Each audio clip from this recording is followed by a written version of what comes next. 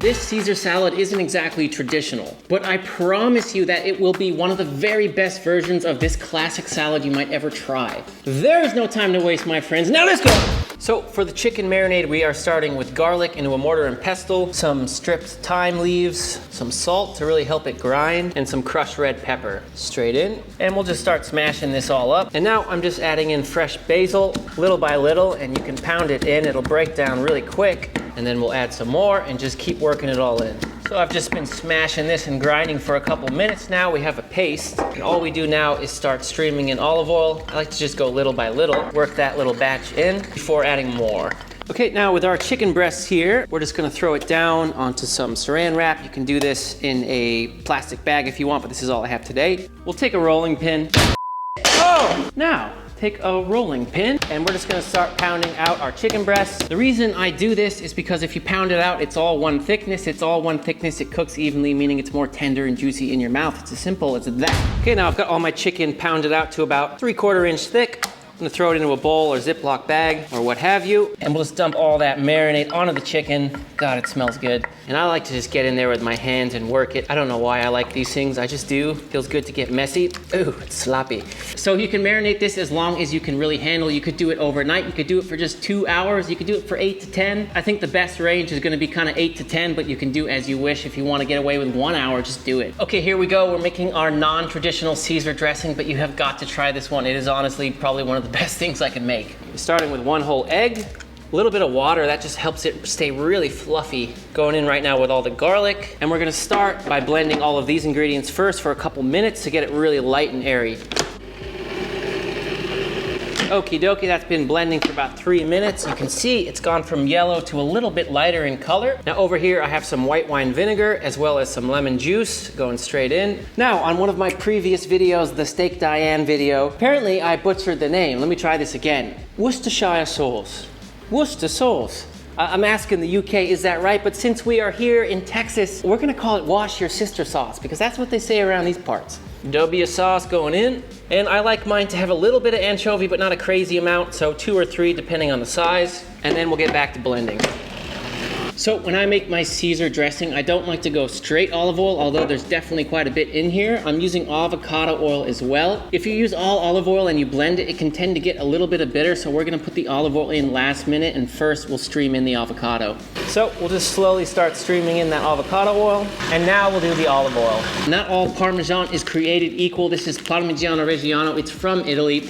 You can tell because of the stamps it has on the side, but just make sure it says Parmigiano Reggiano and it's from Italy and you know you have the real stuff. Personally, I buy mine at Costco, not just because it's cheaper, but because they vac pack it at Costco so it stays really nice and hydrated. So I'm just gonna grate up my Parmesan on this kind of finer setting. Okay, I'll add my Parmesan cheese and we'll just blend that in.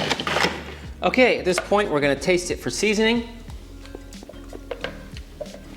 Honestly, just so freaking good. Sergeant Gilbert reporting for duty. It's fine on salt, but it could use a little pepper. And so I'll put that in last minute. And if it does need salt, just taste it, add a little bit. This tastes great to me. All the anchovies, all that Parmesan is basically mostly salt. So I'll blend the pepper in and we'll be done.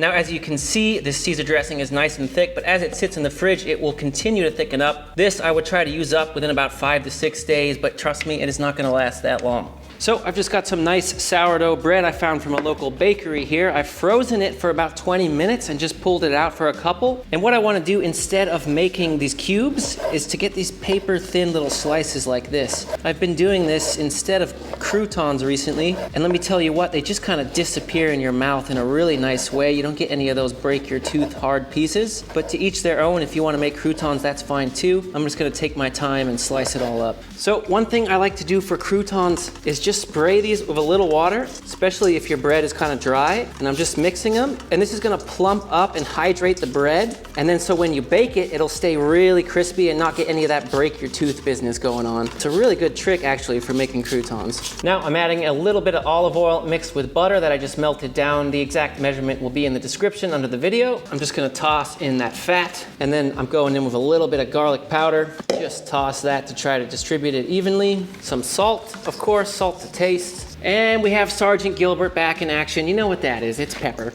Same deal, just toss it on. Now I'm just putting on a sheet pan lined with parchment paper, and then I'm just taking a bit of time here to really spread this out so it will cook evenly. And I like here that there's all kinds of different shapes and pieces. For me, that's just a little bit more interesting than having one of the same thing over and over again. And now into a 350 degrees Fahrenheit oven. So these croutons have been going for 18 minutes. Now listen, if you're using a whiter bread that has a higher sugar content, they may take 12 minutes or 14 or 15, so just keep an eye on them. Now I'm just using some more of that Parmigiano Reggiano, and these are gonna make them amazing. Last minute, we're gonna grate this on and return them to the oven. Now back in the oven. All right, here we go, my friends. 5 minutes with the Parmesan. It's just lightly golden brown. All we need to do now is let it cool down where everything is gonna get so freaking crunchy. Okay, chicken is done marinating. Now there is salt in this marinade, except it could use a little bit more right before cooking. So lay that out, and then I'll just season it up a little more. I'll do the other side when it hits the pan. So I'm using a grill pan today. I actually don't have a grill yet here in Austin, Texas, but I'm getting one soon. But I actually like these grill pans. And what we're gonna do, drop in our chicken. So after just 90 seconds, have a peek. If you've got some nice grill marks, we're gonna do a quarter turn and then cook for another 90 seconds before flipping. Okay, so that's a total of 3 minutes on this side. We're gonna flip. It looks beautiful as always. Another 90 seconds, we'll do that last quarter turn. All right, so another 90 seconds. That's a total of 3 minutes per side. We're gonna let them rest for about 5 before slicing. And it's as simple as that. All right, defend.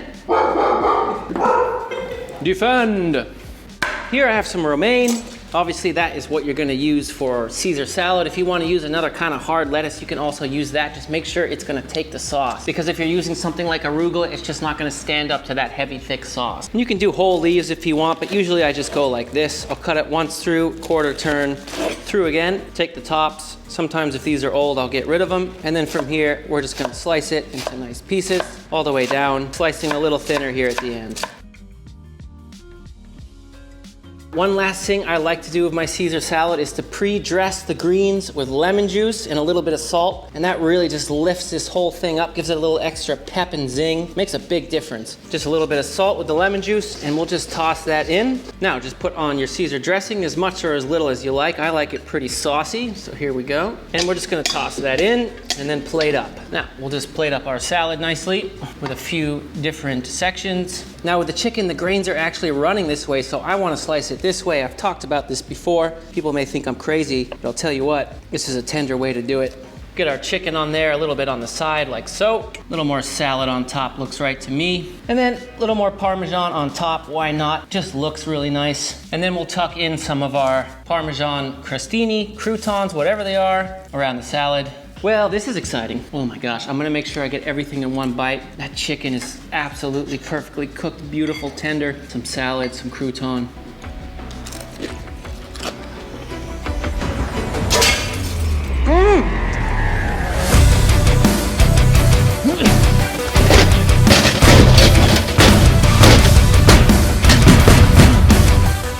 The best Caesar I ever made. No question. Well, my friends, thank you for joining me today. And as always, drop a like, leave a comment if you so wish, and turn on notifications if you want to be a psycho, and we love our psychos. Until next time, my sweet friends, you know I love you and I'm out.